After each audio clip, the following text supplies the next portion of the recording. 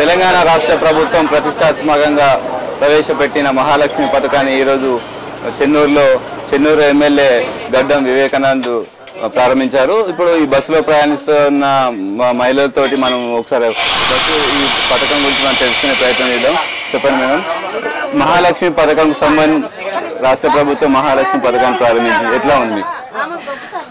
ఈ పథకాన్ని నిజంగా మహిళలు దీన్ని సద్వినియోగం చేసుకోవాలని కోరుకుంటున్నాము. ఎందుకు అనంటే ప్రతిసారి కూడా ట్రోల్స్ చేస్తున్నారు, అత్తగారింటి నుంచి అలిగి లేకపోతే భర్తతో కొట్లాడి ఆడవాళ్ళు బయటికి వెళ్తారని మాట్లాడుతున్నారు. దయచేసి ప్రతి ఒక్క అవకాశము ప్రభుత్వం ఎంతో ఆలోచించి ఈ పథకాన్ని ప్రవేశపెట్టింది.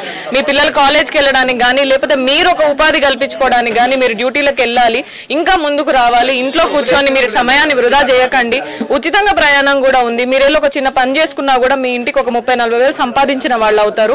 మీ పిల్లల భవిష్యత్తుకు అది తోడవుతుంది. ఖచ్చితంగా దీన్ని సద్వినియోగం చేసుకోండి. పిల్లల భవిష్యత్తుకు మాత్రం ఇది మంచి పునాది లాగా తీసుకోండి. ఇప్పుడు రాబోయే యువతరము don't miss IT minister.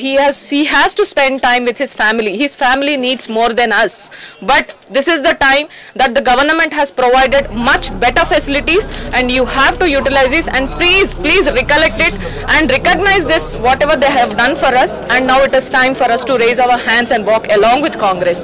So be ready with that. అంటే కాంగ్రెస్ పార్టీ మహిళలకు ఈ పథకం ప్రవేశపెట్టడంలో అసలు ఉద్దేశం ఏంటి? మహిళలు ఒక అడుగు ముందుకెళ్ళాలి. ఇప్పుడున్న పరిస్థితుల్లో చిన్నగా వాళ్ళకి ఇప్పుడు చిన్న ఎంప్లాయ్మెంట్స్లో వెళ్ళినా కూడా వాళ్ళకి తక్కువ జీతాలతో సగం ట్రాన్స్పోర్ట్కే సగం పోతుంది, లేకపోతే ప్రయాణాలకే వాళ్ళకి ఇది అవుతుంది, సేఫ్ లేదు. సో గవర్నమెంట్ ఈ పథకం తీసుకురావడం ఏంటంటే మీ పిల్లల సురక్ష మాతో ఉంది, మీ పిల్లల భవిష్యత్తు మాతో ఉంది, మీ పిల్లలకి కనీసం వాళ్ళ ఖర్చులు మిగులుతాయి, వాళ్ళ భవిష్యత్తుకి ఇంకొక 2 అడుగులు ముందుకు వేయడానికే మేము దోహదపడడానికి మేము ఈ పథకాన్ని తీసుకొని వచ్చినాము. ఖచ్చితంగా దీన్ని సద్వినియోగం చేసుకోండి.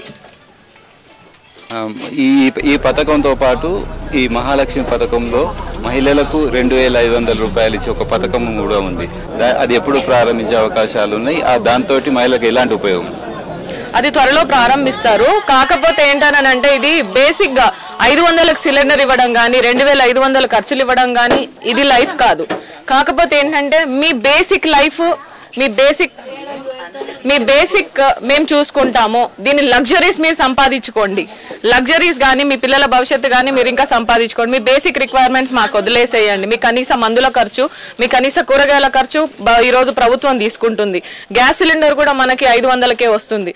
సో కాబట్టి ఇప్పుడు ఇది కరెక్ట్ టైం. మహిళలకు ఇంత సపోర్ట్ చేస్తున్నప్పుడు పడుకొని ఇంట్లో కూర్చొని ఉండి మాకేం రాలేదు, ప్రభుత్వం మాకేం చేసిందని నిందించే వాళ్ళకి ఇది నిజంగా నేను చెప్తున్నా, రేపు ఈ మాట మీరు అనే అవకాశం లేదు. మీరు 2 అడుగులు ముందుకేస్తేనే 10 అడుగులు మిమ్మల్ని ముందుకు లాగడానికి ప్రభుత్వం ఈరోజు సహకరిస్తుంది.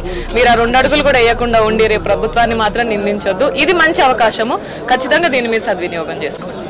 దానికి మహిళలకు సంబంధించిన ఉచిత బస్సు ప్రయాణం చేయడం వల్ల అంటే ప్రతిదీ మహిళలను ప్రోత్సహించే విధంగా రాష్ట్ర ప్రభుత్వం చేపడుతుంది. ఖచ్చితంగా ఈ పథకాన్ని అందరూ సద్వినియోగం చేసుకోవాలని చెప్పి మనతో పాటు మహిళలు చెప్పారు. కెమెరామెన్ తిరుపతితో శ్రీనివాస్, చెన్నూరు.